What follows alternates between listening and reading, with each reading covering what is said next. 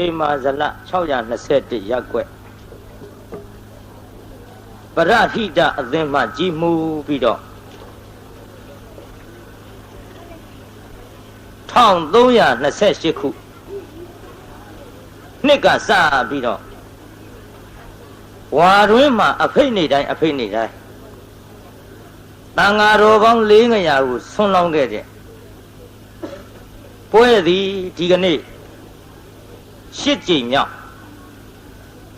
ဒီနှစ်ဆိုကြပါစို့8နှစ်မြောက်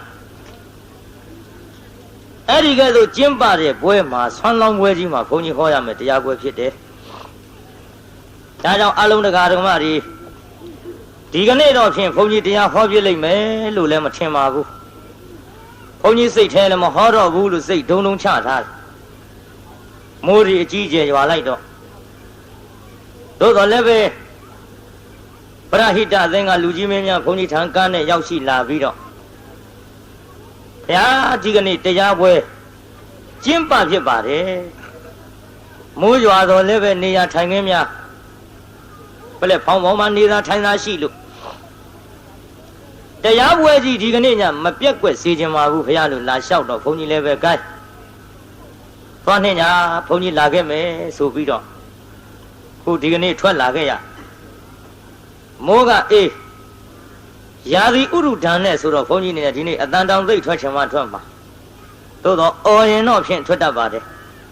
ဒီလိုမျှခေါ်ရမှာပေါ့လေဘုန်းကြီးခု42နှစ်ပိုင်းရောက်လာတော့ကျမ်းမာရေးခါတိုင်းလို့မဟုတ်ဘူးနေမကောင်းဘူးရလို့လည်းမရှိပါဘူးအတွင်းဥရုပြဲပြီးဘုန်းကြီးအတန်နဲ့ဖောက်ပြန်နေတာ16ပွဲလောက်ရှိသွားပြီ16ညလောက်ရှိသွားပြီတရားပွဲကတညမှနားရမရှိဘူးဟောလို့အတန်တော့မထွက်ဘူးလားထွက်တာပေါ့អော်တဲ့ခါတော့သို့တော်လည်းပဲဘုန်းကြီးမှာနည်းနည်းပင်မမောနေတယ်ဒါကြောင့်စကလုံးတစ်လုံးနဲ့တစ်လုံးခါတိုင်းလို့ခတ်သွက်ခတ်ဆက်တစ်ခါဟောရင်မောလာတယ်ပြိတ္တသို့တော်လည်းခင်ဗျားတို့ကုသိုလ်ပေါ့လေခံသင်လို့ရှိရင်လည်းတာရှိနာနိုင်မှာပေါ့ခါတိုင်းတော့ကျုပ်သိမ့်မဟောဘူးတောပွဲတွေတောင်သိမ့်မဟောဘူးတချို့တောရွာဒေသတွေမှာဆိုလို့ရှိရင်ကျန်ဒီကံဆရာတို့တရားပွဲဆိုရင်ကက်ဆက်တီအတန်ကိုနာထားရတော့ဘုန်းကြီးလူကိုယ်တိုင်မြင်ညလို့လူကိုယ်တိုင်တရားနာကျင်တာနဲ့ကိုပဲလှဲအစီပေါင်း200 300ပေးသား9000 6000အစရှိသဖြင့်ဒါလို့စီကားကြီးလာကြတဲ့ပွဲတောင်မှဘုန်းကြီးသိပြီးတော့12နာရီရဟိုဘက်ကိုကြော်ပြီးဘုန်းကြီးမဟောဘူးဒါမြို့ပေါ်ဆိုတော့ဘုန်းကြီးအဲ့ဒီချိန်ထိလည်းဟောနိုင်မှာမဟုတ်ပါဘူးဒါကြောင့်အလုံးတကာဓမ္မတွေအားဟေမာဇလ621ရပ်ကွက်ပရဟိတအသင်းမှကြီးမှုပြီးတော့ဝါတွင်အဖိတ်နေတိုင်းဆွမ်းလောင်းတဲ့ပွဲရဲ့အထိတ်အမှ8ကြိမ်မြောက်အခုကျင်းပခြင်းဖြစ်တယ်ဒါကြောင့်အလုံးတကာဓမ္မတွေယခုချိန်ကစပြီးတရားဟောဖို့ပဲရှိပါတယ်။ဂိုင်းတရားပွဲဖွင့်ရအောင်လက်အုပ်ချီပြီးနောက်ကညီညီလေးဆိုကြ။အနန္တ5ပါးကိုရှိခိုးပါ၏ဖရာ။နောက်ထပ်2ကြိမ်ဆိုလိုက်ပါဦး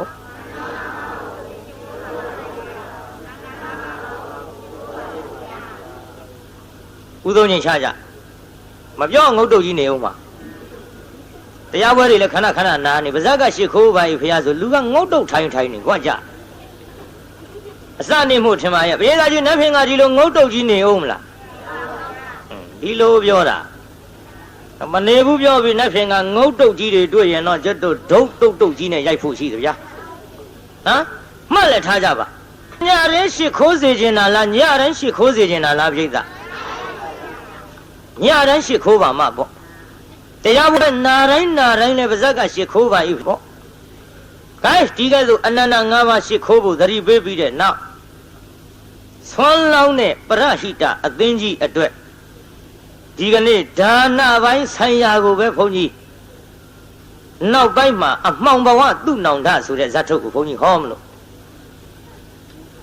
ရေဘူးနဲ့ဖဏမပါရင်ຫນွေကာမှသိကြဒါနနဲ့သီလမပါရင်သေခါမှသိရဆိုတဲ့လောကစကားအရာခမရတို့ကြားဘူးတဲ့အတိုင်းနောက်ပိုင်းမှာ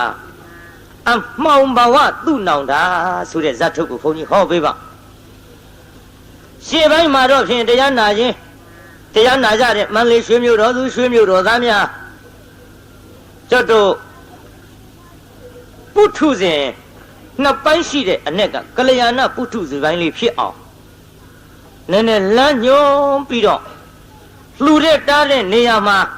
ဝန်မလေးအောင်ဆောင်ရွက်ပြီးတော့ပြုစုနိုင်ရန်အတွက်ဘုန်းကြီးဒါနာကန်းနဲ့နည်းနည်းစထားပါဒီတော့ပုထုဇဉ်လို့ဆိုတာ2မျိုးရှိမှတ်ထားကြဘေးသားကြီးပုထုဇဉ်ဆိုတာဘယ်နှမျိုးရှိဖြေကြကလေးတွေနဲ့ကြည့်ပြမထားနဲ့လူကြီးတွေအဖြစ်ခေါင်းငါမလေးကြော့ကြပါစို့ခရားဆိုဟိုဘက်ကယထာသံကိုသူတို့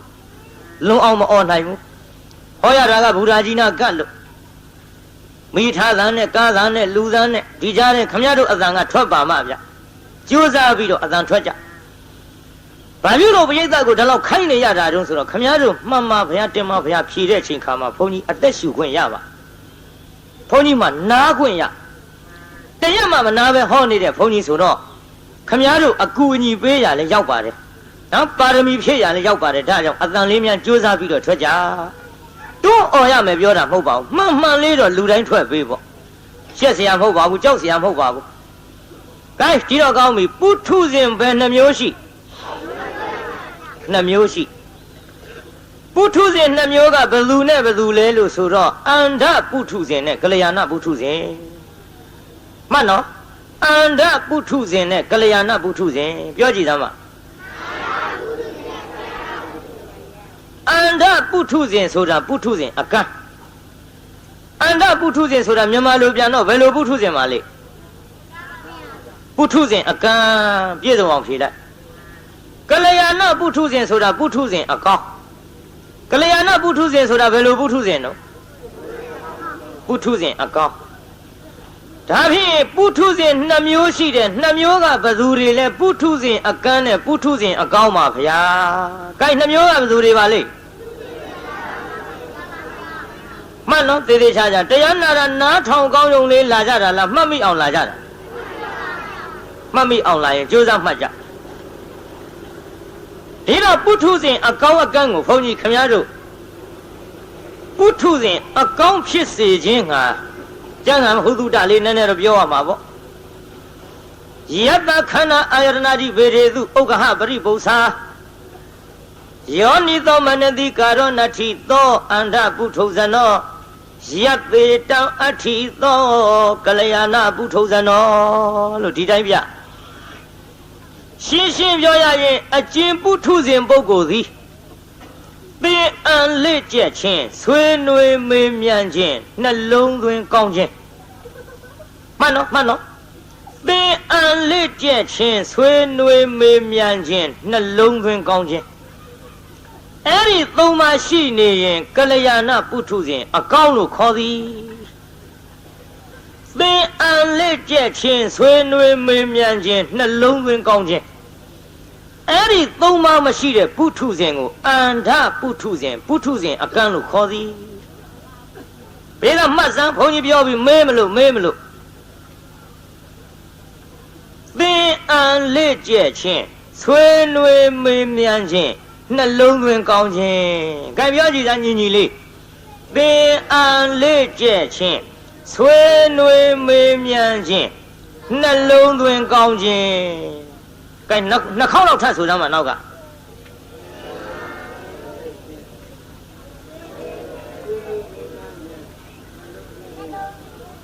လောက်ကြပါအောင်ရကြတော့မလေးတတိကြောင်းတာနော်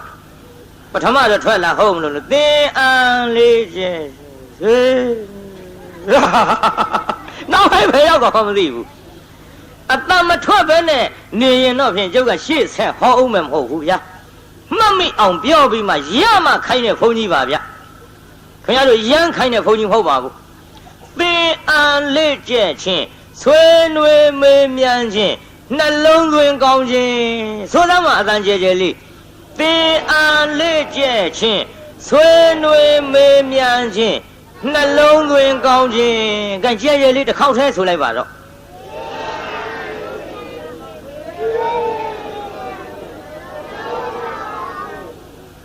မမိဗလားအိမ်ပါပါမလားလမ်းခလုတ်တိုက်လို့မြန်ပြောင်းမလားဟာကလေးတွေကတော့ပြောက်ဘူးတဲ့လူကြီးတွေငိမ့်နေပုံထောက်တော့ကျုပ်တော့ ပျောက်လိုက်မယ်ထင်တယ်မပျောက်နဲ့အိမ်ထီအောင်ယူသွားကြအဲ့ဒီ၃ခုရှိနေရင်ကလျာဏပုထုဇဉ်လို့ခေါ်တယ်ပုထုဇဉ်အကောင်းအဲ့ဒီ၃ခုမရှိရင်အန္တပုထုဇဉ်အကန့်လို့ခေါ်တယ်ဒီတော့တရားနာပရိသတ်ကြီးကြုံမေးအောင်မယ်ပုထုဇဉ်အကောင်းဖြစ်ခြင်းသလားအကန့်ဖြစ်ခြင်းဟေးအကောင်းဖြစ်ခြင်းရင်ဘယ်နှခုရှိရမှာတော့ဟေး၃ခုပါဆိုနှစ်ခုကဘာလာလိုက်သေးပြောခဲ့ပြီးသားဟဲ့ပုထုဇဉ်အကောင်းဖြစ်ခြင်းရင်ဘယ်နှခုရှိရမှာ၃ခုခုနကပြောခဲ့တယ်ဘယ်သူတွေပါလိမ့်သင်အန်လေးကျက်ခြင်းဆွေးနွေးမေးမြန်းခြင်းနှလုံးသွင်းကောင်းခြင်းအဲ့ဒီ၃ခုရှိရင်အကောင်းလားအကန့်လားဟဲ့ဟဲ့အကန့်ဆိုတာဘယ်၃ခုမရှိရင်အကန့်ခေါ်တာတော့ဟဲ့သင်အန်လေးကျက်ခြင်းဆွေးနွေးမေးမြန်းခြင်း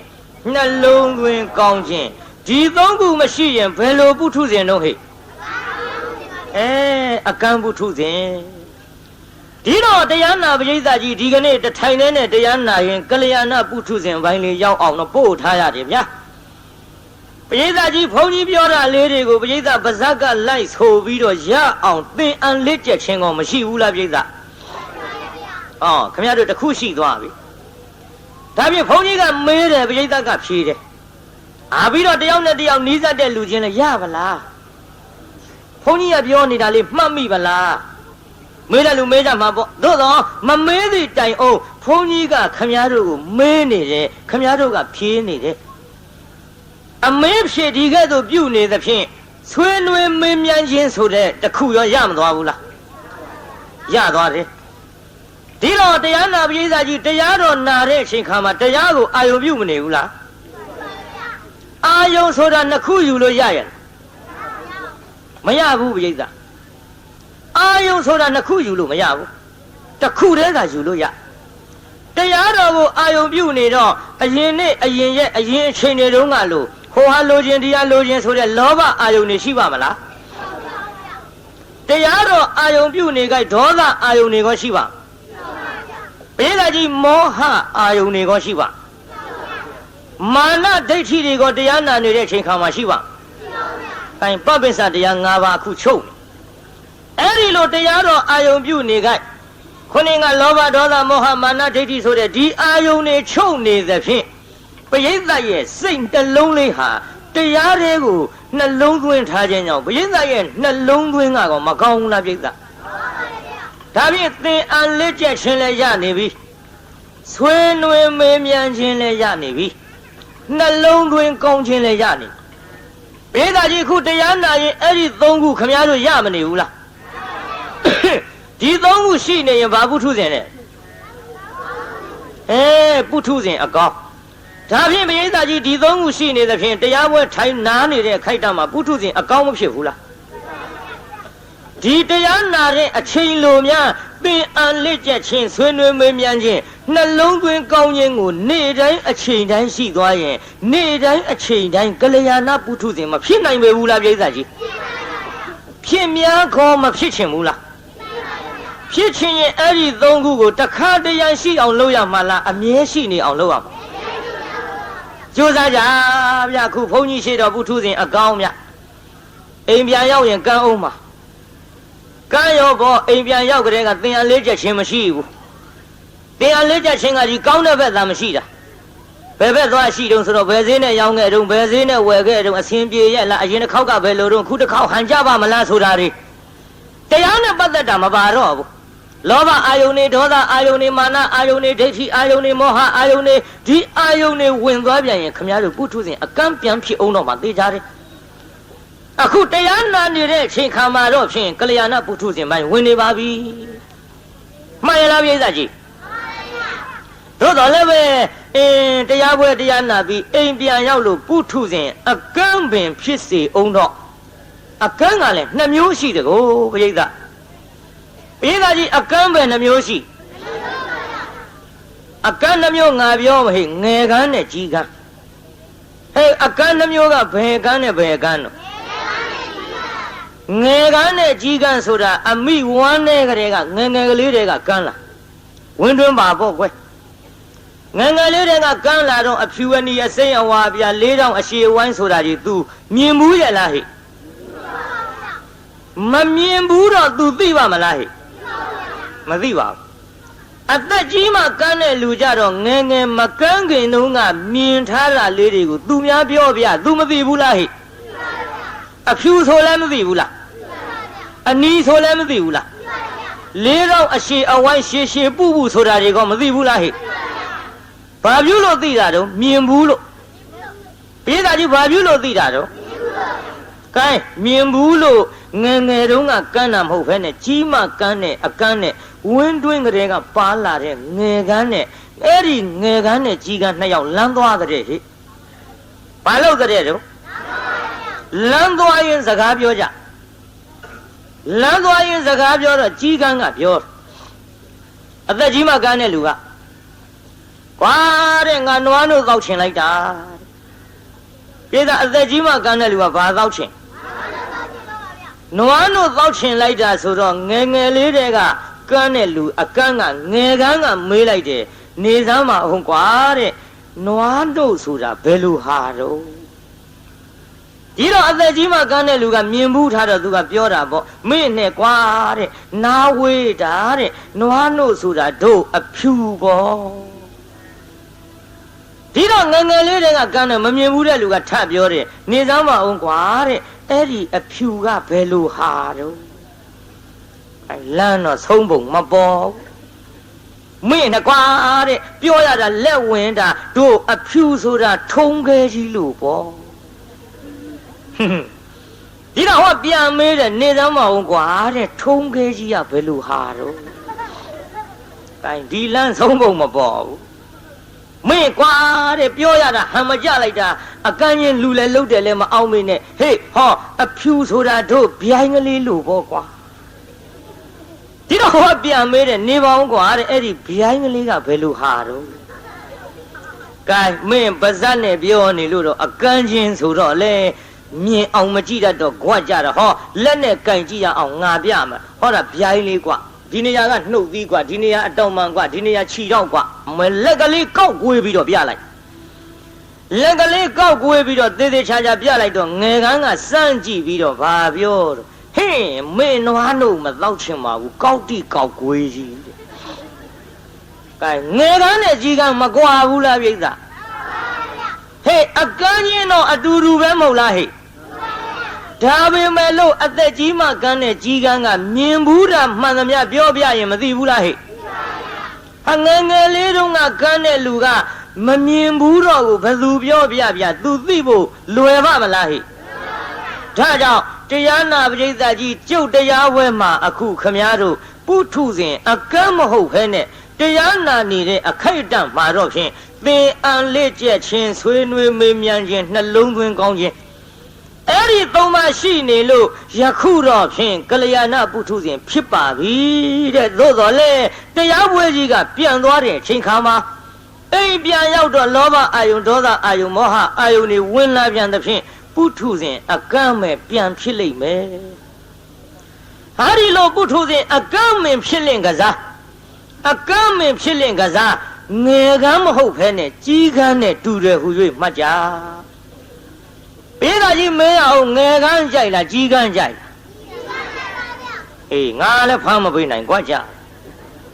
အသားတော့မဲတယ်နော်အဲ့ဒီကြီးကန်းကြီးလည်းမအောင်မေးနဲ့ဟေ့အသက်ကြီးမှကန်းတဲ့အကန်းကိုဆိုလိုတယ်ကြီးကန်းကအသက်ကြီးမှကန်းတဲ့အကန်းကမြင်ဘူးတာမှန်သမျှပြောပြလို့သိသလိုပေါ့ကွယ်တို့ပရိသတ်ကြီးတရားတွေနာပြီးတော့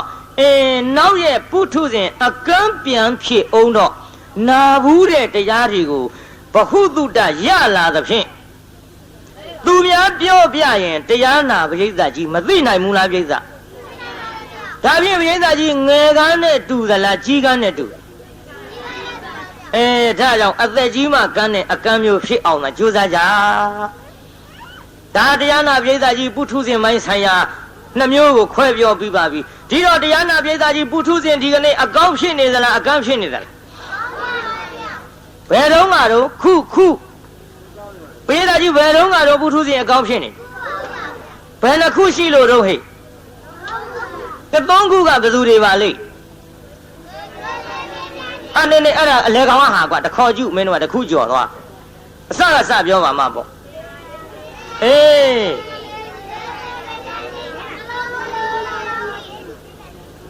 လူကြီးသားကြီးပဲကလေးတွေကရှော့ပေးပါဦးဟုတ်တယ်ဗျာအတန်ကြားလေးကလူကြီးသားကြီးပဲကလေးတွေကရှော့ပေးပါဦးမှာပေါ့ကျုပ်ပြောတာတစ်မျိုးကြီးနော်လူကြီးသားကြီးလဲဆိုရဲကလေးတွေကရှော့ပေးပါဦးမှာပေါ့သဘောပေါက်တော့ပါတယ်ဗျာနော်အတန်ထွက်ကြစမ်းပါဗျာရှက်စရာမဟုတ်ပါဘူးကောင်းတဲ့အတန်နေဒီအတန်မျိုးထွက်ကောင်းပါခင်ဗျားတို့မရှက်သင့်မကြောက်သင့်တဲ့နေရာရှက်ကြောက်နေရှက်သင့်ကြောက်သင့်တဲ့နေရာကြတော့ဖေတော့မောင်တော့နဲ့သေခြင်းဆိုကာလနာမွေဆိုလောင်မီဆိုတာတွေကြတော့မရှက်နိုင်ကြတော့ဘူးဒါကြောင့်ခင်ဗျာကိုတော်မြတ်ကြီးကအဝေတဗမိဘာယတိဘာယိတဗေနဘာယရေဘယဘယဝိမုံလာတေတံတိဒုက္ခနာလဘတိကြောက်သင့်ကြောက်ထိုက်ကြောက်ကောင်းတဲ့တရားတွေကိုမကြောက်တော့မကြောက်သင့်မကြောက်ထိုင်မကြောက်ကောင်းတဲ့တရားတွေကိုတော့ကြောက်နေသည်ဒါကြောင့်အရှက်အကြောင်းမှားနေလို့ရှိရင်တော့သံတိဒုက္ခနာလဘတိခင်ဗျားတို့လိုချင်တဲ့နိဗ္ဗာန်ရရှိဖို့မလွယ်တော့ပြီလွယ်ပါမလားပြိဿကြီးကဲဒီတော့အတန်လေးတွေကြိုးစားထွက်ပါဗျာဒါလေးမှတ်မိသွားပါပြီပုထုဇဉ်နှစ်ပိုင်းခွဲဗျဒီကနေ့တော့ရှေ့ပိုင်းဝိပဿနာလည်းများများဟောနိုင်မှုပြိဿနော်ဟေမာဇလ621ရပ်ကွယ်မှာပရဟိတအသင်းကြီးကဝါတွင်တရင်အဖိတ်နေတိုင်းမှာကျွတ်တို့အဖိတ်နေတိုင်းတန်ဃာတော်လင်းငရာကိုဆွမ်းလောင်းခဲ့တဲ့ရှစ်ကြိမ်မြောက်မှာဟောရသဖြင့်ဆွမ်းလောင်းတဲ့ကိစ္စမပြင်းမရကြပါနဲ့လို့ဒါကိုကျုပ်များများတိုက်တွန်းပါအောင်မပြင်းကြပါနဲ့ဆွမ်းလောင်းတဲ့ကိစ္စမန္တလေးရွှေမြို့တော်တော့ဘုန်းကြီးတို့ကယုံကြည်ပြီးသားဖြစ်ပါတယ်ဘာဖြစ်လို့လဲမန္တလေးမြို့ကတရားတရားသိကောင်းအခုကြာဏီကံဘုန်းကြီးတို့ကိုယ်တိုင်မန္တလေးမြို့မှာ9နှစ်တိုင်တိုင်စာသင်ခဲ့ရမန္တလေးမြို့မှာပညာခုံမိပြီးတော့စာသင်ခဲ့တဲ့အတော်အတွင်းမှာမန္တလေးမြို့သူမြို့သားတွေလောင်းတဲ့ဆုံးကွန်းကိုဖုံးပေးပြီးတော့ပညာသင်ခဲ့တဲ့ကျန်ဒီကံဆရာတော်ဆိုတာဟာဒီကနေ့မန္တလေးမြို့သူမြို့သားများကိုကျေးဇူးဆက်လို့မကုန်နိုင်သေးပါခင်ဗျားတို့ကျေးဇူးကြောင့်မန္တလေးမြို့မှာနေပြီးတော့ပညာတွေသင်ကြားနိုင်တယ်ဒါကြောင့်ခုကျန်ဒီကံဆရာတော်ဆိုလင့်ကစားကျန်ဒီကံဆရာတော်လို့သိနေကြပေမဲ့လို့နေရီမှာထွက်ဟောတဲ့ချိန်ခါမှာကိုပညာခုံမိခဲ့တဲ့မြို့သူမြို့သားတွေကျေးဇူးဆက်တဲ့အနေအချင်းရွှေမန်းဓမ္မကတိကကျန်ဒီကံဆရာတော်ကျုပ်မန္တလေးမြို့ကိုအမိတတ်ထားတချို့ကလည်းကျန်ဒီကံသိကိုမသိဘူးတောရွာဒေသဆိုတော့ကျန်ဒီကံဆရာတော်တရားဟောကောင်းလှတယ်ပြောတယ်ဆိုပြီးမန္တလေးမြို့လာပင့်မန္တလေးမြို့ပေါ်ကျန်ဒီကံကျောင်းတိုက်လျှောက်ရှာရတာမူနောက်လို့ဘယ်မှမတွေ့ဘူးကျန်ဒီကံဆိုတာကျုပ်မန္တလေးမြို့ပေါ်တင်ထင်တာကိုရှေ့ကတတ်ထားတာကရွှေမန်းဓမ္မကတိကကျန်ဒီကံဆရာတော်ဆိုတော့မန္တလေးမြို့ပေါ်ကျန်ဒီကံကျောင်းတိုက်လျှောက်ရှာတယ်ဘယ်မှမတွေ့နောက်မှတယောက်မေးနဲ့တောဒေသမှန်သူတို့သိကြဒါကြောင့်ဆွမ်းလောင်းပြီးတော့တန်ဃာတော်အရှင်မြတ်များကိုလှူခဲ့တန်းခဲ့ကြတဲ့မြို့သူမြို့သားတွေဆိုတော့ဘယ်လိုအန္တရာယ်မျိုးဖြစ်စေကမူမန္တလေးမြို့မှာဂလိန်ကလေးကြီးကြီးကျယ်ကျယ်တော့ကျွတ်တို့မျက်စိအောက်ခမရတို့မျက်စိအောက်အခုအသက်တိုင်နေလာခဲ့ကြတယ်ကျွတ်တို့မန္တလေးမြို့ဟာအသက်သာဆုံးလို့ဖြစ်နေပါတယ်ဗျာအသက်သာဆုံးလို့ဖြစ်နေတယ်ပြိဿအခုအေယော်ဒီမြင့်ရည်ကြီးလိုက်တဲ့လှုပ်နဲ့နှစ်ကြိမ်တိုးပြန်ကျသွားပြီဒါတော့မန္တလေးမြို့အတွက်ကတော့ဘုန်းကြီးတို့ကယုံကြည်တယ်ဒါမြောက်ပြောနေတာမဟုတ်ပါဘူးမြောက်ပြောနေတာမဟုတ်ပါဘူးတစ်မျိုးလုံးလည်းသိတယ်သံဃာတော်အရှင်မြတ်တိုင်းလည်းသိတပြေလုံးလည်းသိမန္တလေးမြို့သည်ဒုတိယမြို့တော်ခေါ်ပေမဲ့လို့သာသနာရေးနဲ့ပတ်သက်လာတော့နံပါတ်1ဆွဲတဲ့မြို့မန္တလေးတစ်မျိုးလုံးမှာရှိတဲ့သံဃာတော်အရှင်မြတ်များကိုသုံးဝအောင်ကျွေးနိုင်တဲ့မြို့ဆံ9ချက်8ချက်အချိန်တုန်းကလည်းပဲဒီသံဃာတော်တွေကိုပင်လျင်မိမိတို့စားရသမျှနဲ့တကယ်တမ်းကျွေးလာခဲ့တဲ့မြို့ဒါကြောင့်မန္တလေးမြို့ကသံဃာတော်အရှင်မြတ်များရဲ့မိခိုအားထားရသာသနာတော်ကြီးရဲ့ဗဟိုမန္တိုင်တစ်ဖွဲ့မန္တလေးရွှေမြို့ဟာဗမာပြည်မှာဖြင့်တရားနာပိဿနံပါတ်1ဆွဲတဲ့မြို့ပါဗျာဒါခမရတို့အသိမို့ကျုပ်ထုတ်ပြောနေကြမလို့ပါဘူး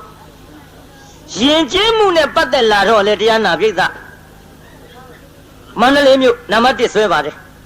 ကျုပ်ဓာတ်တွေလည်းခဏထည့်ပြောတယ်ဘာဖြစ်လို့လဲမန္တလေးမြို့ပေါ်မှာရေပက်ကြတယ်တရားနွဲဘယ်လိုပင်ခွက်ကြီးခွက်ငယ်စီပိုင်းတွေတဲပြီးပက်ကြပိုက်ကြီးတွေနဲ့ပက်ကြပြီမဲ့လို့ဘုန်းကြီးတွေရေမပက်တာမန္တလေးမြို့ ကျုပ်မန္တလေးမြို့ပေါ်ကဖြတ်သွားတယ်တရားနာပြိဿမြင့်ငယ်ဘက်သွားတရားဟောတဲ့ကြံတွင်ကျုပ်ရေတစက်မှမစင်ဘူးဘယ်စင်မတော့ပြိဿမန္တလေးမြို့ကသာသနာအလံတက်ထားရင်သိကလေးတွေကစပြီးတော့ဘုန်းကြီးရေုံပဲဘူးဒါပေသည်နော်ကားလာရင်တော့သူတို့ပက်ချင်လို့ခွက်တင်နဲ့ရွယ်ကြကျုပ်လည်းကြံတွင်တရားမဟောပါဘူးဇုတ်ပင့်လို့လိုက်သွားရေပက်လိုက်လို့ရေဆိုတာတော့သိမ့်မကြောက်ဘူးတရားနာပြိဿဟောရင်ခွက်ကြီးနဲ့မဲရွက်ပြီးသဲသဲမဲမဲကြီးချင်းနေတာကိုကျုပ်ကြောက်ခမည်းတော်ရေဘက်ခံထွက်တဲ့လူတွေကျုပ်အံ့ချင်းနေတာပက်လိုက်တော့လေရေစင်တာဘာမှမဖြစ်ဒါပေမဲ့ချင်းနေတာကိုကျုပ်ကြောက်ကလေးတွေထွက်ပြေးလာကြတာဟေ့လာပြီကွာလာပြီကွာလာပြီကွာဆိုထွက်ပြေးလာကြတယ်သာသနာအလံလဲမြင်လိုက်ရောကလေးတွေသူတို့ချင်းထိန်သွားတယ်လူကြီးကဆုံးမတယ်မထင်နဲ့ဟေ့ကောင်လေးသာသနာအလံနဲ့ကွာဟေ့ပဲကြနဲ့ကွာဟောသူတို့ချင်းထိန်သွားမဲဒီထဲတချို့ကလေးတွေကဟွန်းနှလုံးကားပေါ်တင်ပြီးတော့သာသနာအလံနဲ့ကျုပ်ပါသွားရင်ကျုပ်တော့လူကြီးတွေသိတာမသိတာပါထားကလေးတွေကတော့အကုန်သိဗျာဟေ့ကောင်လေးပဲကြနဲ့ကွာကျန်ဒီကဆရာတော်ကွာကျန်ဒီကဆရာတော်ကွာဟောကျုပ်မန္တလေးမြို့တဲကဖြတ်သွားတာရေတစက်မစင်ပါဘူးဗျဒါရွှေမြို့တော်ရဲ့ဂုံကျက်တွေပြောနေတာမန္တလေးမြို့ကလည်းထွက်ရောတရားနာပရိသတ်ကြီးဟိုဘက်ကျွတ်တို့ဘာတရားခေါ်မလဲပဲတရားနာပရိသတ်ဟိုအဲ့ဒီတရားလေးဆိုကြပါစို့တောင်မြင့်နားမှာတောင်မြင့်နားမှာတောင်မြင့်လားပါလားမသိဘူးအဲ့ဒီတရားနာလည်းရောက်ရောတရားနာပရိသတ်ကြီးကားတစ်စင်းလုံးရွှဲတယ်ကျုပ်အဲ့ဒီနေ့အတန်မထွက်လို့တရားမဟောရကျုပ်ကတမျိုးပရိသတ်အစားတောင်းနဲ့ပတ်သက်လို့စီစားဝက်သားစားစားကျင်ရစားကျုပ်ဘာမှရှောင်နေဖို့ကြီးမဟုတ်ဘူးအကျော်လဲစားတာအစားစားမရှောင်ပါဘူးကျုပ်တန်ကိစ္စမရှိဘယ်လိုကြရင်ကျုပ်အတန်ဖောက်ပြန်လာတယ်လဲဆိုရင်12နာရီရဲ့ဟိုဘက်ရေချိုးလို့မရ12နာရီရဲ့ဟိုဘက်အိတ်လို့မရဘူး12နာရီရဲ့ဟိုဘက်ခြီဘဝရေထိလို့မရအဲ့ဒါကျုပ်တန်ဖောက်ပြန်တာဒါကြောင့်တရားနာပြည်သားဘယ်ခြီဘဝရင်ကမလဲရင်ဘတ်တရောအကုန်ရေဆိုတော့အဲ့ဒီတရားဝဲကျုံကြီးမဟုတ်အကျော်လဲစားတာအစအစမရှောင်ပါဘူးကျုပ်တန်ကိစ္စမရှိကထွက်သွားလို့ဟိုဘက်ကျရေဘက်ခံရတာကလေးတွေတော့မမှတ်နဲ့ဗျ40ကျော်50အထိပါတယ်တအားကျုံပဲတာသေးသေးခွတ်မှမဟုတ်ဘဲနဲ့တန်ချောင်ကြီးနဲ့အပြည့်ချရတယ်မျက်မှန်တောင်လွင့်ထွက်သွားဟေးဒါကြောင့်ဟောဒီမန္တလေးရွှေမြို့တော်ရဲ့ဂုံကျက်တရေကိုငါပြောနေတာဟဲ့ယဉ်ကျေးတဲ့နေရာမှာယဉ်ကျေးတဲ့နေရာများရှမ်းမတွေအတုခိုးတာတင်ကြည့်မှာပေါ့မန္တလေးမြို့ကအကိုတန်အကိုခေါ်တယ်အတော်တန်အတော်ခေါ်တယ်အမောင်လေးတန်မောင်လေးခေါ်တယ်အမတန်အမခေါ်တယ်မန္တလေးမြို့ရဲ့ယဉ်ကျေးမှုဒါတပြေလုံးလည်းသိကြပါနဲ့ကြုတ်ပြောစရာမလိုပါဘူးရှမ်းမတွေတောင်အတုခိုးတယ်ရှမ်းနေဗမာပြည်မန္တလေးမြို့ရောက်လာတော့မန္တလေးသူတွေကကျွေးကြမွေးကြတကောပရိသတ်ပကံများပရိသတ်ပကံများကြီးရှေ့ထိုးပြီးတော့စားတာစားပါအာမနာကြပါနဲ့စားကြစမ်းပါစားတာစားပါအာမနာကြပါနဲ့စားကြစမ်းပါမဲလောကုပြုငါလို့တော့ရှမ်းမတွေကအတုခိုးသွားအတုခိုးပေဒီရှမ်းမတွေသူတို့ပြေရောက်တော့ဇကားကနည်းနည်းလွဲသွား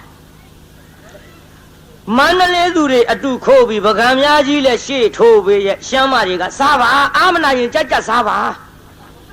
စားပါအာမနာရင်ကြက်ကြက်ကြီးစားပါနှစ်ယောက်မဲ့လူလက်ရွံ့သွားတဲ့ဒါကြောင့်မန္တလေးသူတွေကိုရှမ်းမတွေတောင်အတုခိုးတာပါပြိဿယဉ်ကျေးတဲ့နေရာမှာကံဒီတော့ကောင်းပြီလေအဲ့ဒါလို့ယဉ်ကျေးတဲ့မြို့သာသနာတော်ကြီးမိတင်းနေထိုင်တဲ့စာသင်တိုက်ကြီးတွေမှာတန်ဃာတော်အရှင်မြတ်များကိုဆောင်းဝအောင်ကျွေးတဲ့မြို့ဒါကြောင့်ဆွန်းလောင်းတဲ့နေရာမှာရွှေမြို့တော်ကြီးမန္တလေးမြို့မှာရွှေဗလာမှုအနာကွတ်စရာမလိုတော့လဲပဲကျွတ်တို့ကပူတယ်လို့မရှိတာမို့လို့ထပ်ပြီးသတိပေးရပါတယ်ဗျာဆွန်းလောင်းတဲ့ကိစ္စမပြင်းကြီးကြပါနဲ့အဆိုကြပါစို့ဟေမာဇလရ621ရပ်ကွက်က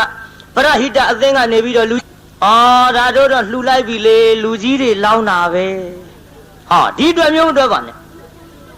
လူကြီးတွေလောင်းပြီးတာပါပဲဒီစီမျိုးနဲ့ရမထားနဲ့ဟာဆွန်းလောင်းတဲ့ကိုယ်တိုင်ကိစ္စမှာတဟတိကကိုယ်တိုင်လူရင်ပို့ပြီးကျေးဇူးရှိတာဟာဒီအတိကလေးနဲ့ကိုယ်တိုင်လူချင်းနဲ့စိတ်ကလေးတွေကိုများစွာမွေးကြမကောင်းဘူးလားပြိဿကြီးတချို့သိပြင်းတာနော်သိပြင်းတာပြင်းတော့ဘသူတွေများစွာပြင်းတော့ဆိုတကားတွေပို့ဆိုးတကားကြီးတွေကြကြကယူဆိုင်ကြဗျ ခင်ဗျားတို့နောက်ကောက်ကြမနော်နောက်ကောက်ကြတာရှင်းရှင်းပြောရရင်များကျမ်းဂန်နဲ့တွေ့ရကျွတ်တို့တာဝရိန္ဒနတ်ပြည်မှာနတ်သားတစ်ယောက်နတ်သမီး1000တောင်ရှိတဲ့ဗျတကားတို့ခင်ဗျားတို့သနာလို့ပြောနေတာနောက်ကောက်ကြနေမယ်ကဲနတ်သားတစ်ယောက်နတ်သမီး1000နဲ့ဗျနတ်ပြည်နတ်သားနဲ့ပြီဘာပြုလို့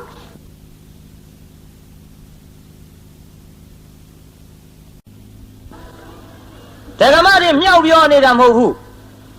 တကားတို့နောက်ကောက်ကြမှာကိုသနာလုံးလို့ကြည့်လေခုတရားပွဲကြည့်ဓမ္မတွေများဥပုပ်ကြောင်းသွားကြည့်ဓမ္မတွေများအရေးသာသွားကြည့်ဓမ္မတွေများဒီတော့ခမည်းတော်ကပြောမှာပွဲတော့ရောဆိုတော့လေအဲ့ဒါလဲများတာပဲယူဘာလို့မိမတွေများနေမှမသိကဲဓမ္မတွေလည်းစဉ်းစားတော့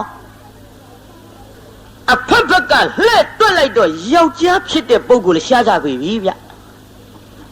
ယောက်ျားဖြစ်တဲ့ပုဂ္ဂိုလ်ရှားတဲ့အထင်မှာယောက်ျားဘဝရလာတဲ့တကားတို့နောက်ကောက်ကြမှာကိုအင်မတန်စိုးရိမ်လာပါသည်ဆုံးလောင်းတဲ့နေရာကြည့်ဗျာဆုံးလောင်းတဲ့နေရာဟောမိန်းမတွေအလောင်းများကျွတ်တော့မန္တလေးနေတုန်းကဆုံးခံစားခဲ့ရတဲ့ဘုန်းကြီးတပိတ်ပိုက်ဆုံးခံထွက်သွားတကားလောင်းနဲ့ဆုံးတဲ့ဒကမလောင်းနဲ့ဆုံးတပိတ်ထဲဘယ်ရင်းကများတော့ဒကမတွေလောင်းတာများဒကာတွေကအလွန်ပြင်းတာပြိဿဘုန်းကြီးများကြွလာဆုံးလေထလောင်းရမှာကစအင်မတန်ပြင်းဟာဘုန်းကြီးကြွလာပြီဆုံးလောင်းသူကိုယ်တိုင်ထလောင်းငရဲကြီးတဲ့အတိုင်းပဲ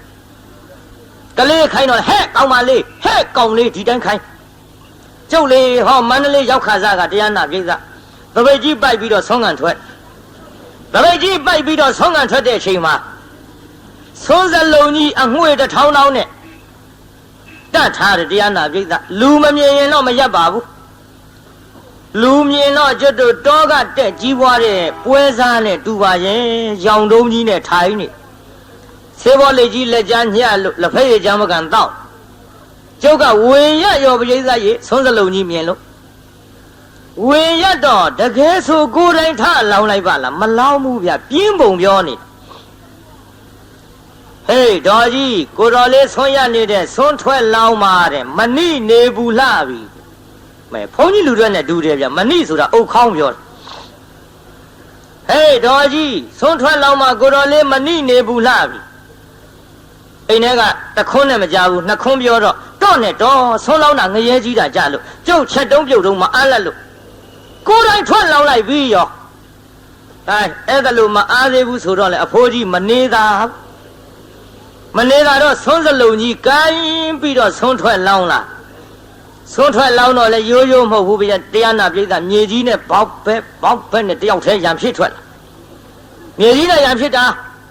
ဖြစ်ရောပေါ်ပြဆုံးထလောင်းရကလေးကလည်းဖရိသောပကံတဝဲတစ်ပြက်လေးနဲ့ဆေးဘောလိတ်အရှူပြက်တာကိုအရှူပြက်တော့တရားနာပြိဿကျုပ်ချီရောက်လာပြန်တော့လေမန္တလေးမြို့ဆိုတာတန်ခါစိတ်အောင်လောင်းရတန်ခါစိတ်အောင်တဇွန်းစီလောင်းရတာ तू ကမဟုတ်ဘူးဗျို့ကျုပ်သောဘိတ်ထဲဇွန်းကြီးနဲ့ဆွန်းနေအကုန်ရက်ချကျုပ်ကတော့တရားတရားရှိတာမရှိတာအပထားလို့အကုန်ရက်ချကြတဲ့ကကျုပ်တော့ပြုံးနေဒီထဲအိမ်ထဲကဒကမာကြီးကလှမ်းပြောတယ်ကျုပ်လည်းအာနာတယ်နဲ့တူပါရဲ့ဖိုးကြီးနောက်ကိုတော်ကြီးကြံသေးသနော်ကြားဘူးဖိုးကြီးနောက်ကိုတော်ကြီးကြံသေးသနော်ဒီတော့လူပြင်းတွေရဲ့စကားဗျဒကာကြီးတွေမှတ်ချင်မှတ်သွားပေါ့ဟာဆွလောင်းတာပဲဖောက်တဲ့ထားလောင်းမနေနိုင်တာဘူးကုံသွားပြီးရောပေါ့ကဲအကုန်ရက်ချဒီတော့ကျုပ်စိတ်ထဲသထာရမသထာရတော့မသိဘူးဒီအဖိုးကြီးလောင်မြန်3ယောက်လောက်တွေ့ရင်ငါသပိတ်ရှမ်းနေဒါကျုပ်တွေ့ကိန်းစေတနာကြီးမရှိတော့ထဲမတွေ့ဘူးလေကိုဝဖို့အရေးကြီးတာကိုဒါကြောင့်တကားတွေကလည်းလက်ဖက်ရည်တော့ပြည့်ဆေးလိတ်တော့ပြည့်အလုတ်ပြည့်မှဆိုလို့ဆွန်းထွက်လောင်းမှာကိုဆွန်းထွက်လောင်းရမှာကိုအင်မတန်ပြင်းကြီးကြပါစီတကားတို့နောက်ကောက်ကြမှာဗျကြကယူဆိုင်ကြကြကယူဆိုင်ကြနတ်ပြည်နတ်သားတယောက်နတ်သမီး1000နဲ့နော်ကဲဒီတော့တရားနာပြိဿရေဟိုတကားတွေကြီးလှဲ့ပြောနေတော့ဒကမာကြီးတွေကသူတို့ကိုမပါဘူးရှိနေရောကဲဒကမာကြီးတွေပြင်းတာပြောရအောင်ကျွတ်တော့ဒကမာကြီးတွေကတော့ဖယားလက်ထက်ကစပြင်းပြင်းတာကြီးဒကမာကြီးတွေဘယ်တော့ကစပြင်းတာတော့ဖယားလက်ထက်ကဟ ဟောဖယားလက်ထက်ကကျွတ်တို့ပုံနာလင်မယားရှိပုံနာလင်မယားကကျွတ်တို့ပုံနာကြီးကဥပေးခြင်းလို့ဒီလိုခေါ်တယ်ပြီးတော့ပုံနာကြီးကဘယ်သူတဲ့တို့ဥပေးခြင်းပုံထဲမှာကြီးကဒေါ်ပြင်းတဲ့ပရိသတ်ကြီးပြီးတော့ဒီပုံထဲမှာကြီးကဘယ်သူတော့ကဲဥပေးခြင်းဆိုတဲ့ပုံနာကြီးနဲ့ခုနကဒေါ်ပြင်းဆိုတဲ့ပုံထဲမှာကြီးထမင်းစားကြပုံနာကြီးကလမ်းဘက်ကြောပေးစားအိမ်ဘက်မျက်နှာပြုပုံထဲမှာကြီးကအိမ်ဘက်ကြောပေးပြီးတော့လမ်းဘက်မျက်နှာပြုစားသည်ပရိသတ်ကြီးလမ်းကတစုံတယောက်လာရင်ဘသူကမြင်ရပါမလို့လမ်းဘက်လှည့်တာဘသူပါလိမ့်ပုံထဲမှာကြီးဒီတော့လမ်းကတစုံတယောက်လာရင်ဘသူမြင်ရပုံထဲမှာကြီးမြင်ရမှာပေါ့အဲ့ဒီလိုထမင်းစားနေတဲ့အခိုက်အတန့်မှာကျွတ်တို့ရဲ့သုံးလောကထော်ထားဂေါရမမြတ်စွာဘုရားကတပိတ်ကြီးပိုက်ပြီးဆုံးခံကြွလာပြီဗျဆုံးခံကြွလာတော့ထမင်းစားနေတဲ့ပုံနာလင်မယားရင်အပမှာဝင်ပြီးတော့ဆွမ်းရပုံနာကြီးကဘယ်မြင်လိမ့်ပုံထဲမှာကြီးကဘုရားကိုမြင်တယ်မြင်တော့ပုံထဲမှာကြီးကဆွမ်းထလောင်းမလားအောင်မေးမလောင်းဘူးအော်ဆွမ်းထလောင်းလိုက်ရင်တော့နောက်ထပ်ထမင်းချက်ရမှာပြင်းတာဘုရားလက်ထက်ကစပြင်းတာဒကမာကြီးတွေကဆုံးနေထလောင်းလိုက်ရင်ထမင်းမလောက်ရင်ထချက်ရမှာပြင်းစရာကြီး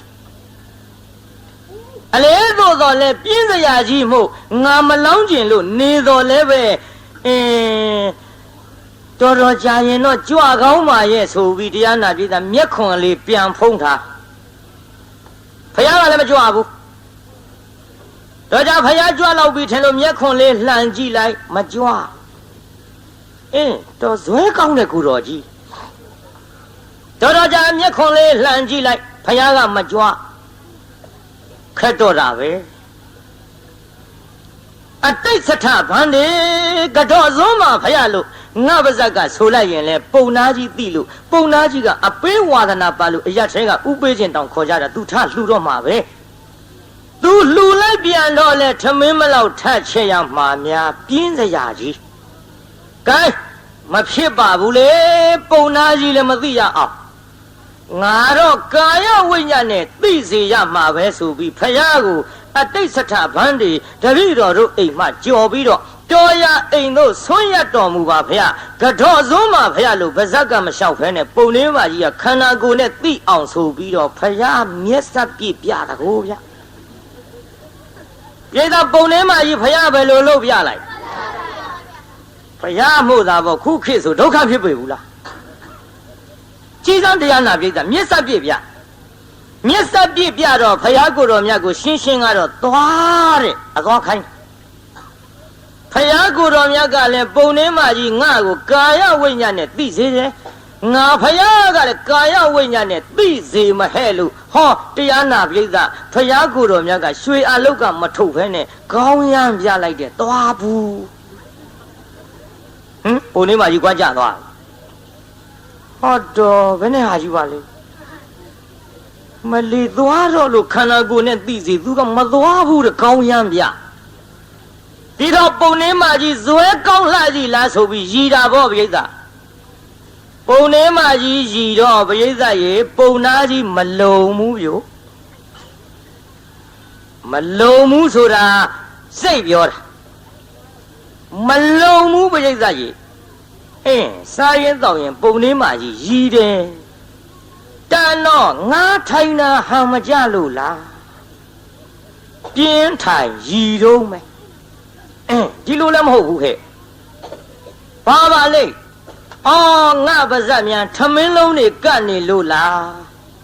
လက်လေးနဲ့တရက်ပြီးတော့ပြန်စားရည်တော့မယ်ပြိဿဟောဘာပါလိမ့်အခုတည်းထိရည်တော့မှာလားပုံထဲမှာကြီးမျက်နှာသေးသေးချာချာကြည့်ပြီးဘာများပါလိမ့်မတုံးလို့စဉ်းစားတော့ပုံထဲမှာကြီးကသူ့ကြည့်တာမှမဟုတ်ဖဲနဲ့တရားနာပိဋကသူ့ခေါင်းပေါ်ကျွတ်တို့ကြော်ပြီးတော့3-4 တောင်လောက်ကြော်ကြည့်နေတာတွေ့ရအဲ့ဒီတော့မှပုံနာကြီးစဉ်းစားတယ်တန်းငါနောက်တယောက်ရောက်နေပြီထင်တယ်တ ယောက်ရောက်နေတဲ့ထင်တယ်ဆိုပြီးတော့နောက်လေလှဲ့ကြည့်လိုက်ရောဟောဘွားကနေဆိုဖယားရွှေမျက်နှာတော်ကြီးနဲ့တွေ့ဟာမိုက်လိုက်တဲ့ပုံလေးမကြီးတကယ်ဆိုဖယားကြွလာတာငါအတိမပေးပဲနဲ့ဗျာဝင်းတွင်ယူပမာဏရီလိုက်တာငါများရီလေသလားအောင်းမိတ်ဖယားသူရီစရာအောင်းမိတ်နေထင်ပါရဲ့မှန်လားပါဗျာ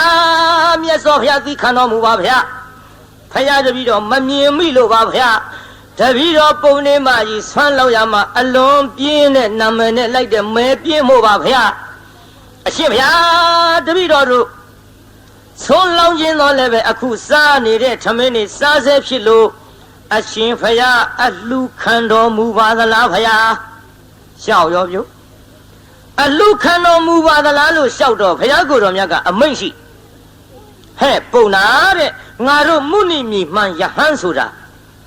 စာဦးကိုလည်းအလှခံတဲ့ပုံနာကြီးစားဆဲကိုလည်းအလှခံတဲ့ပုံနာစားကျွင်းကိုလည်းအလှခံတဲ့ပုံနာတဲ့ဗျဘုရားဟောတာလေးမှတ်ထားကြပါတရားနာပိဋကကြီး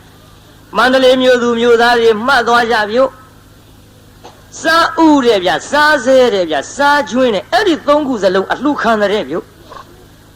ကဲကျွတ်တို့စားဥလေးကစပြောကြစို့စားဥဆိုတာကမိမိတို့မစားခင်ဥဥဖြားဖြားထမင်းအိုးပေါင်းကလေးခုခတ်ပြီးတော့လှူတာကိုစားဥလို့ခေါ်တယ်ဗျာတချို့များကြတော့လူကြီးမိဘတွေကဆုံးမကြဟဲ့တန်ဃာတော်ဆုံးမလောင်းရသေးဘူးနော်လူကြီးမိဘတွေမစားရသေးဘူးနော်ခရီးသွားစရာရှိရင်ဟဲ့ဥချံစားကြဟောဥဖြားဖြားလေးခြံပြီးတော့ကိုစားသွားလို့ရှိရင်ရတဲ့ဒါကြောင့်ဥချံစားကြလူကြီးတွေကဒီလိုပြောကြအခုတော့ဥချံစားကြမဟုတ်ဘူးတရားနာပိဋကစကားကရွေ့ပြီးတော့ဥချစားကြဖြစ်ပိဋကကြီးခုစကားကဘယ်လိုဖြစ်နေတော့ဥချစားကြဆိုတဲ့အတိုင်းခုခေတ်လူတွေကလည်းဥဖြားဖြားကြီးအကုန်ချကြိတ်ကြတော့တာပဲစကားကလွဲအကုန်တာကိုမှတ်ကြနော်ဥချံစားကြစားဥစားပြာကိုလှူတာစားဥကိုလှူတယ်လို့ခေါ်သည်ကဲတရားနာပိဋကစားစဲနည်းနည်းပြောကြစို့စားဆဲဆိုတာထမင်းပကံများတဲ့မှာထမင်းနေဟင်းနေဘလဝေကလေးလိုနယ်ပြီးတော့စားနေတဲ့အခိုက်အတန့်တန်ဃာတစ်ပါးကြွလာလို့အဲ့ဓာတွေကိုမသက်မပြတ်နှိုက်လှူတဲ့စားဆဲကိုပြောတာမဟုတ်စားဆဲဘုန်းကြီးပြောမယ်နားထောင်ကြည့်စားဆဲဆိုတာလေထမင်းစားကြတဲ့ကိုကလှူမဲ့စေတနာကရှေ့ပြေးထားပြီးသားငါထမင်းစားနေတဲ့စားစဲအချိန်ကာလမှာအလှကံပုဂ္ဂိုလ်ရောက်လာရင်လှူမဲ့ဆိုတဲ့ရည်ရွယ်ချက်ရှိပြီးသားဒါကြောင့်ထမင်းစားတဲ့အချိန်ခါမှာတရားနာပိဋကဟောပကံများတဲ့ကိုလေထမင်းတွေအကုန်လုံးဟင်းစာဟင်းနာဖြစ်အောင်မစားဘူးထမင်းလေးတစ်ပိုင်းကိုပကံများဟိုဘက်မှာတတ်တတ်ပုံပြီးတော့ကိုယ့်ဘက်ကတစ်ပိုင်းကိုသာလျှင်စားတယ်ပိဋကဟိုဘက်တစ်ပိုင်းကိုဟင်းစာမလူရဘူးတဲ့အကယ်၍အလှကံပုဂ္ဂိုလ်ရောက်လာလို့ရှိရင်ငါစားစေရောက်လာရင်လှူမယ်ဆိုတဲ့စေတနာနဲ့အဲ့ဒါလိုစားနေတဲ့အခိုက်အတန့်ကိုစားတဲ့ပကံပြားတွေကဟိုပဲအစွန်းကတန်တန်ပြန်ပြန်ထားတဲ့ထမင်းကိုပိုင်းထားတဲ့ထမင်းကိုလှူနိုင်တဲ့အဲ့ဒါစားစေလှူတယ်လို့ခေါ်တယ်ပြိဿမှတ်သွားကြနော်လှူကောင်းပုံတွေလှူကောင်းပုံတွေကလေးလိုနေထားတဲ့ထမင်းစားဟင်းစားတွေနဲ့ရောထားတာတွေကိုလှူတာပြောတာမဟုတ်ဘူးဗျစားစေကဒီလောက်ဆိုသဘောပေါက်ပိဋကကြီးသဘောပေါက်ဗလားကဲစားကျွင်းပြောကြအောင်စို့စားကျွင်းဆိုတော့မိမိတို့စားလို့မကုံလို့ပကံများတွေကဟိုတဆုပ်တီတဆုပ်လန့်ပတ်တဲ့ထမင်းစားများကိုလှူတာကိုစားကျွင်းလှူတယ်လို့ပြောတယ်မဟုတ်ဘူးနော်မဟုတ်ဘူးပြိဿသတိထားကြစားကျွင်းဆိုတာဘယ်လိုဟာပြောတာပါလဲစားကျွင်းဆိုတာလေထမင်းစားကြတဲ့ကိုကငါတို့တအိမ်သားလုံးထမင်းစားပြီးတောင်မှတန်ဃာတစ်ပါးဆွန့်ချိန်မိကြွလာရင်ဆွန့်ကတ်နိုင်အောင်ဆိုပြီးတော့ဒီမဲ့ထမင်းအိုးတဲ့ခူးတဲ့ရောင်းမနဲ့ဟင်းအိုးတဲ့မကော်ဘူးတဲ့ပိဋကဟင်းအိုးတဲ့ကော်တဲ့ဇွန်းနဲ့ထမင်းမခူးဘူးတဲ့ပိဋကကြီး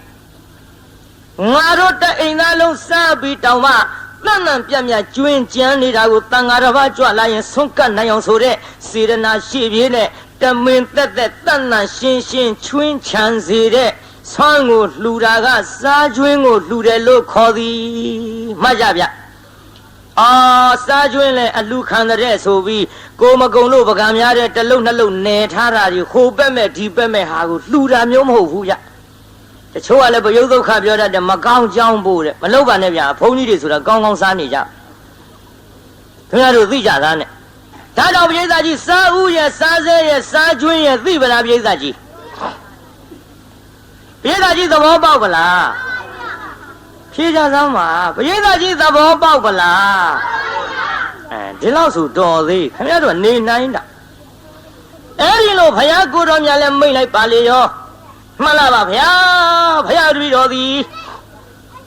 စားစဲဖြစ်တဲ့ထမင်းတွေကိုဆောင်းအဖြစ်လှူဒန်းမရစေပါဘုရားလို့တန်တန်ပြတ်မြန်ပိုင်းထားတာကိုပုံနာကြီးကအကုန်ထား၍လှူလေတော့သည်ပရိသတ်လှူပြီးတော့ဘုရားကိုကြော့ပရိသတ်ရေလှူပြီးတော့ဘုရားပုံနာကြီးကြော့မှတော့ပုံလေးမကြီးလည်းမနေနိုင်ဘူးရှစ်ခိုးတဗျကျုပ်လေတရားနာပရိသတ်အဲ့ဒီဇတ်ထုတ်ကိုကျုပ်စာမေးပွဲဖြေတုံးကဘာသာပြန်ဖြေရတကောဗျစာမေးပွဲဖြေတုံးကအဲ့ဒီစာတွေ့လိုက်တော့ကျုပ်စိတ်ထဲအောင်းမေ့မိပုံလေးမကြီးပြင်းလိုက်တာဖယားမှုသာပေါ့ကျုပ်စိတ်ထဲပြင်းလိုက်တာဖယားမှုသာပေါ့ရှစ်ခိုးနေတဲ့အချိန်ခါမှာနှစ်ဖူးနဲ့ခြီတောင်းနဲ့ကလည်းကန့်နေတလောက်ပြင်းတဲ့ပုံလေးမကြီးငါတို့လိုဦးစင်းလေးတွေဆိုရင်ရောင်ကလေးတော့ခတ်လိုက်ချင်တယ်လို့ငယ်ငယ်တုန်းကဘာအခုမရှိပါဘူးအဲ့ဒီစိတ်ပြင်းလို့ဒါကြောင့်တရားနာပိဋကကြီးအဲ့ဒါလို့လှူဒန်းတဲ့အချိန်ခါမှာဘုရားကိုယ်တော်မြတ်ကဆွမ်းကြိုး၅ပါးကိုဟောတော်မူပါသည်ပိဋကကြီးဆွမ်းကြိုးပဲနှစ်ပါးရှိကိုင်ဆွဲကြည့်စမ်းနောက်ကကျဲကျဲလွင်လွင်လေးအာယုန်ဒေတိဝန္နံဒေတိဒုက္ခံဒေတိဗလံဒေတိပฏิဘာနံဒေတိတန်ဃာတော်တွေကိုဆွမ်းလူရင်ဘယ်လိုလှူခြင်းများဖြစ်တယ်လဲဆိုရင်တခါတို့ခုခေမာဇလ621ရပ်ကွက်ကပရဟိတအသင်းကြီးမှာဝါတွင်အဖိနေတိုင်းအခု8ကြိမ်မြောက်8နှစ်မြောက်လှူဒန်းရတဲ့ဆွမ်းတကဆွမ်းမတွေနော်ဘာတွေကိုလှူရရောက်တယ်လဲဒီဆွမ်းလှူရင်9မျိုးသောဒါနကိုပြုရရောက်ဘယ်လိုရောက်တယ်လဲအသက်ရှည်တယ်တန်ဃာတော်တွေဒီဆွမ်းဖုံးပေးလိုက်ရတော့ဘေဒာကြီးခုဒီပရဟိတအသင်းကတန်ဃာတော်အရှင်မြတ်များကိုလှူလိုက်တဲ့ဆွမ်းကိုဖုံးပေးလိုက်ရသဖြင့်တန်ဃာတော်တွေမှာအသက်မရှည်ဘူးလားပြိဿသဗ္ဗေတ္တဟာရထိတိကဆိုတော့ဆွမ်းမစားရရင်9ရက်နေရင်ကိုတော်တွေဘာဖြစ်မှာတော့ပြန်တော်မူမှာပေါ့ကွာသေးကုန်မှာပေါ့အခုဒီဆွမ်းစားရသဖြင့်တန်ဃာတော်တွေမသေးဘဲနဲ့အသက်ရှည်တယ်ဒါကြောင့်အသက်လှူရရောက်တဲ့ဗျတက္ကရာတို့ဆွမ်းတကဆွမ်းမတွေနောက်အဆင်းလှခြင်း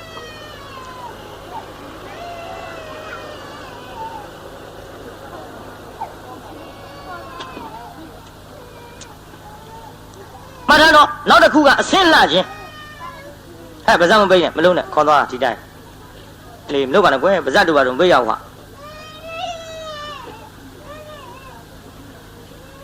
ငိုမှာပဲငိုပေးစီကိစ္စမရှိဘူးဘေးရလည်းမျက်စောင်းထိုးနဲ့ကိုငယ်ငယ်တုန်းကလည်းငိုတာပဲဟုတ်သားပဲကိုလည်းငယ်ရကကြီးတာငိုမှာပဲကျုပ်တရားဝဲကစုံတဲ့ကလေးရောယောက်ျားရောမိန်းမရောသားသက်မအေရောစုံအောင်တာနာပေါ့ဗျငိုတော့ရထားတာပေါ့တိတ်တော့ဆက်ဟောတာပေါ့ရပါတယ်ဒီထက်တချို့မိန်းမတွေကဆင်ခြင်မြင်းကြီးကကန်းတာအလွန်ပဲတရားတော့နာကြမှာရဲ့တဲ့ကလေးငယ်လို့များမနာရဘူးဆိုရင်ခင်ဗျားတို့မိန်းမတွေသေအထိတရားနာရမှာမဟုတ်ဟုတ်သားပဲအရင်တယောက်မှမကြည့်သေးပဲနဲ့နောက်တယောက်ကဘယ်လိုလုပ်လို့ငဲငယ်လိုက်လာမှာ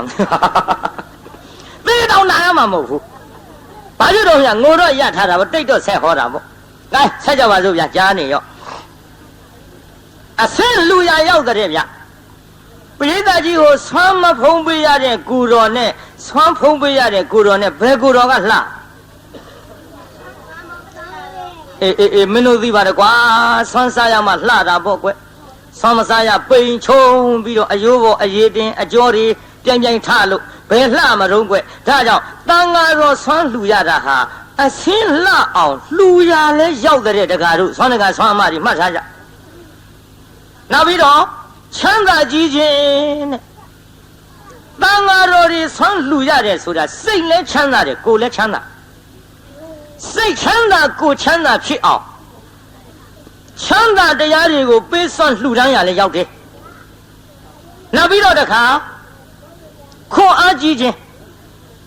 ဘေးသားကြီးကိုဆွမ်းဖုံးပေးတဲ့ကိုတော်နဲ့ဆွမ်းမဖုံးပေးတဲ့ကိုတော်ဘယ်ကိုတော်ကခွန်အားကောင်းလို့ဆွမ်းစားရမှခွန်အားဗလားပြည့်ဒါတော့ခွန်အားလှူရလဲရောက်တဲ့ဗျနောက်တစ်ခုကတရားနာပိဋကကြီးတန်ဃာတော်အရှင်မြတ်များဒီဆွမ်းကိုခမည်းတော်လှူတဲ့ဆွမ်းကိုမဖုံးပေးရရင်ဖယားရဲ့အဆုံးအမသာသနာလို့ခေါ်တဲ့စာပေပရိယတ်ဒီကိုသင်အန်လက်ကျက်နိုင်မှာမလားပိဋကဘယ်သင်အန်လက်ကျက်နိုင်လိမ့်ခမည်းတော်ဆွမ်းကိုဖုံးပေးရသဖြင့်ဒီစာပေကျမ်းကနေသင်အန်လက်ကျက်နိုင်ခြင်းကြောင့်ပညာဉာဏ်နဲ့တိုးပွားလာအောင်လှူရခြင်းကြောင့်ပညာလှူရလဲရောက်တဲ့ဗျဒါကြောင့်တရားနာပရိသတ်ခမည်းတော်မန္တလေးမြို့ကနေပြီးတော့ဆွမ်းဒါနာကြီးပြုကြတဲ့ပုဂ္ဂိုလ်တွေသံဃာတော်အသက်ရှည်အောင်ဆွမ်းလှူရခြင်းကြောင့်အသက်ရှည်တဲ့အကျိုးတရားတွေခမည်းတော်ခံစားရမယ်သံဃာတော်တွေအစင်းလှအောင်လှူလိုက်တဲ့ဆွမ်းဒါနာကြောင့်ခမည်းတော်အစင်းလှတဲ့အကျိုးတွေခံစားရမယ်သံဃာတော်တွေစိတ်ချမ်းသာကိုယ်ချမ်းသာဖြစ်အောင်ဆွမ်းလှူဒန်းရခြင်းကြောင့်ခမည်းတော်စိတ်ချမ်းသာကိုယ်ချမ်းသာဒါတွေကိုခံစားရမယ်အတန်ဃာတော်တွေခွန်အားကြီးအောင်လှူရခြင်းကြောင့်ခင်ဗျားတို့ခွန်အားဗလာကြီးတဲ့အကျိုးတရားတွေခံစားရတန်ဃာတော်တွေဉာဏ်ပညာအတွက်ထုံးကားအောင်လှူရခြင်းကြောင့်ခင်ဗျားတို့တို့ဖြစ်လေရဘဝဉာဏ်ပညာကောင်းနိုင်တဲ့ပိဋကဒါတော့ပိဋကကြီးဆိုကြည့်စမ်းပါအသက်ရှည်ခြင်းအဆင်းလှခြင်းချမ်းသာကြီးခြင်းခွန်အားကြီးခြင်းပညာကြီးခြင်းမှတ်မိဗလားကဲမမရင်ပြောကြည့်သားဟဲ့ဖြည်းဖြည်းလေး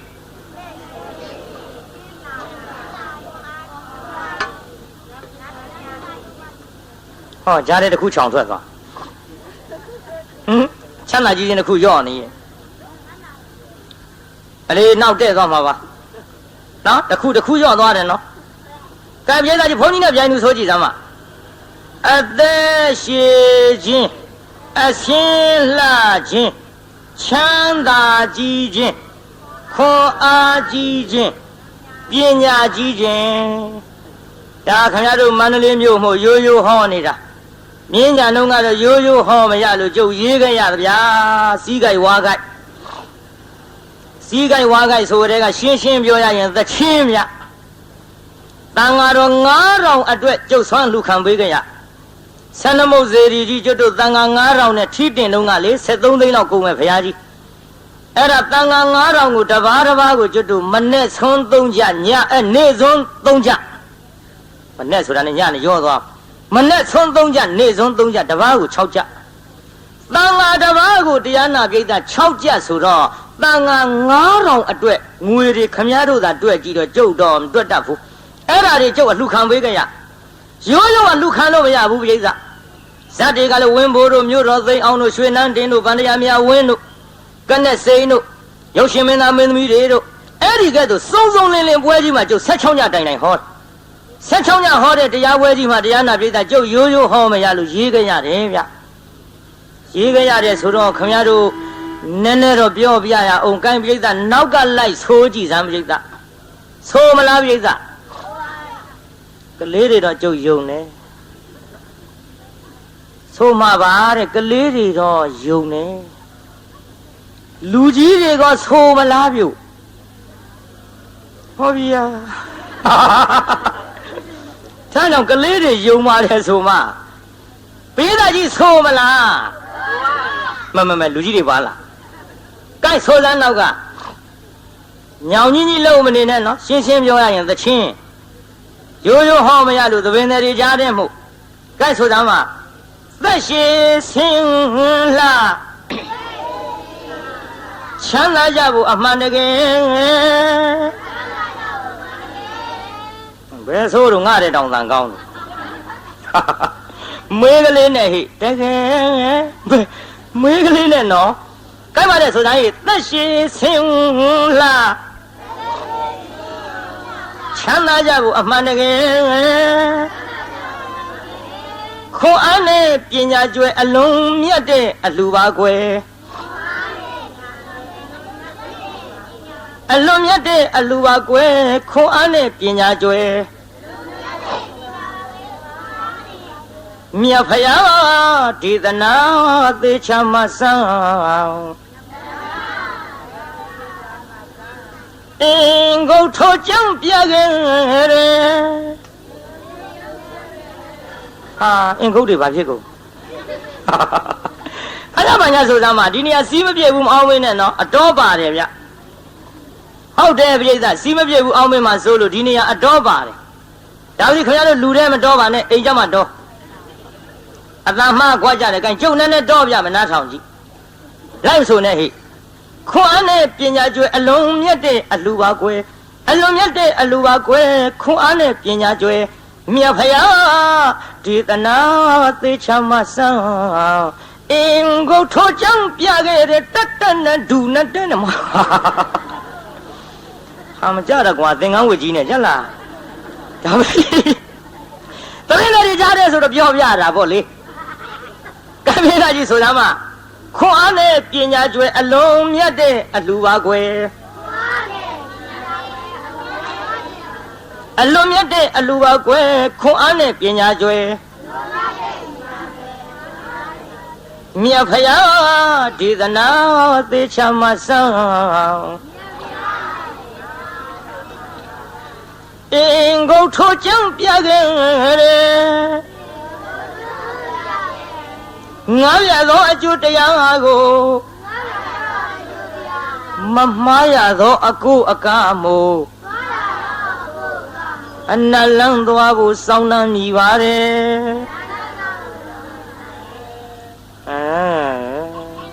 လေပြင်းတော့ကွာမင်းတို့အတန်ကြားရလူကြီးတွေလည်းမြုံစီစီနဲ့မမြုံပါနဲ့ဗျာဒီနေရာမမြုံကောင်းပါဘူးဒီပြည့်နေရာတော့ခမရတို့သဘောအတိုင်းပေါ့ဖြေကြပါမှပေါ့ဆိုကြပါမှပေါ့ကဲကြီးတော်တရားနာပြည်စားအဲ့ဒီနေရာလဲအတော်ပါတယ်နော်အေးအတော်ပါတယ်ဆိုပေမဲ့လို့ခုနှစ်ကလို့တက်တန်နဲ့မတော်ရဘူးဟဲ့တက်တန်နဲ့မတော်ရဘူးဟဲ့ဘယ်တန်နဲ့အတန့်ဆိုတာဘယ်ညာရှိခင်ဗျားတို့လမ်းသွားတာလို့ပေါ့ဗျခင်ဗျားတို့လမ်းသွားတာခြေတောင်းနှစ်ချောင်းရှိတယ်ဘယ်တစ်ချောင်းနဲ့သွားလိမ့်နှစ်ချောင်းသွားကြတယ်ဘယ်ညာပြည်သားကြီးတစ်ချောင်းနဲ့မြန်သွားရဲ့လားသွားပါဘူးဂျိုင်းတောင်းနဲ့သွားတာထဲမပြောနဲ့ तू ကမပါလို့ဟုတ်သားပဲကတိကတဝင်လာမှာစိုးလို့တစ်ချောင်းရှိတယ်လို့နှစ်ချောင်းသွားတာပေါ့ဗျဘယ်တစ်ချောင်းနဲ့သွားလိမ့်ဒါတော့ဒီနေရာမှာလည်းဘယ်တန်နဲ့ဟိနည်းနည်းနားထောင်ကြည့်ငါရသောအကျိုးတရားကိုမမှားရသောအကိုအကားမှုနှလုံးသွားဖို့စောင်းနှံမိပါတဲ့တက်တဲ့နဲ့ဒူနဲ့တက်နဲ့ဟောဒါလောက်ရှိတော့တာကွာဘယ်တန်ကိုကွယ်အသက်ဆိုတော့ဘယ်ညာရှိတယ်တဲ့ပါလေဆိုလေဆမ်းမငါရသောအကျိုးတရားကိုမမှားရသောအကိုအကားမှုနှလုံးသွားဖို့စောင်းနှံမိပါတယ်ဆွမ်းဒါနမှုစေရနာကျွဲ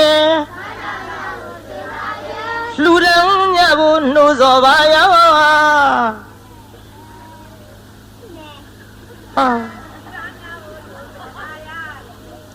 ဒီလိုလုပ်ပါမှာပေါ့တချို့ကလူလေတွေဒဲတလုံးနဲ့ကတ်တုတ်တကြော်လည်းမကြော်တော့ခဲနဲ့အစအဆုံးဆိုဒဲကျဲလောင်းလောင်းမဟုတ်တိုးလေးဒီတော့တရားနာပြေးသားအခုဟေမာဇလကျွတ်တို့621ရက်ွက်ပရဟိတအသင်းကြီးမှာဆွမ်းလောင်းကြတဲ့ဆွမ်းတကဆွမ်းအမတွေအတွက်ဟိုတန်ငါ9000အတွက်ကျုပ်တဘာကိုမနဲ့ဆွမ်း3ချက်နေဆွမ်း3ချက်တဘာ6ချက်အတွက်ငွေတွေအလူခံပေးကြတဲ့တုန်းကရေးတဲ့စာကလေးကိုကျုပ်ဖောက်တင်ချရပါလားဗျာဒါကြောင့်တရားနာပြေးသားကြီးမပြင်းမကြီးနဲ့လှူဒန်းကြစမ်းပါတကားတွေပြင်းတဲ့အပိုင်ကိုလည်းမပြင်းနဲ့လို့ဘုန်းကြီးတိုက်တွန်းပြီးပါပြီဒါကမတွေပြင်းတဲ့အပိုင်ကိုလည်းမပြင်းကြပါနဲ့တဟထိကမြောက်လှူဒန်းကြပါလို့ကျုပ်တိုက်တွန်းပြီးပါပြီဆွမ်းလှူကြတဲ့ဒါနဆွမ်းအကျိုး5ပါးကိုလည်းကျုပ်ဟောပြီးပြီဒါကြောင့်ဒီကနေ့ညရှေ့ပိုင်းမှာဓလောက်နဲ့ပဲခိတ္တရက်ဆိုင်ပြီးကျုပ်ဟာပတိုင်းပေးပါဦးမယ်ဗျာဒါနာအောင်မလို့ပြိဿနားတဲ့အချိန်ခါမှာတော့ခမရတို့တက်ဆန်းရလှူဒန်းနေကြဖြစ်ပါတယ်ကျုပ်40ပြည့်ကစပြီးတော့မွေးနေ့ကျင်းပလာတဲ့အခု 42နှစ်တန်ခါ42ပါးတစ်ပါး42ကျပ်စီလှူးလို့အဲ့ဒီကိစ္စတာဝန်တောင်မှရက်လေးတွေခိုထားတဲ့ကြားတွေကအခုမနာရဘူးတရားနာပြိဿဒါကြောင့်ခင်ဗျားတို့လှူဒန်းတဲ့ကိစ္စသာသနာပိတ်မှန်ကြီးအတွက်မိမိတို့တတ်ဆွမ်းသမျှလှူဒန်းကြရန်ကြုတ်တိုက်တွန်းရတော့လည်းပဲခဏခဏလှူးနေတဲ့တရားတော်မတွေဆိုတော့လှူခံရတာလည်းအာနာပြီပြုတ်မန္တလေးရွှေမြို့တော်ကြီးအာနာပေမဲ့လို့လည်းများများရမှဂျင်းတ်တဲ့ဘုန်းကြီးဆိုတော့ကြည်ရှုသလောက်ကြတော့ကိုင်းထားကြောင့်ဗမာရင်းနာမမေ့မလျော့မပေါ့မဆန်တော်တတိတရားနဲ့တံပါရိထမိမိတို့ကြီးမှန်သမျှလွယ်လင့်တကူပါလာလို့မပင်ပန်းကြသေးပါဘူးဆိုရင်ဖြင့်ကြိုးစားပြီးတော့သာလှူဒန်းနိုင်ကြပါစေကုန်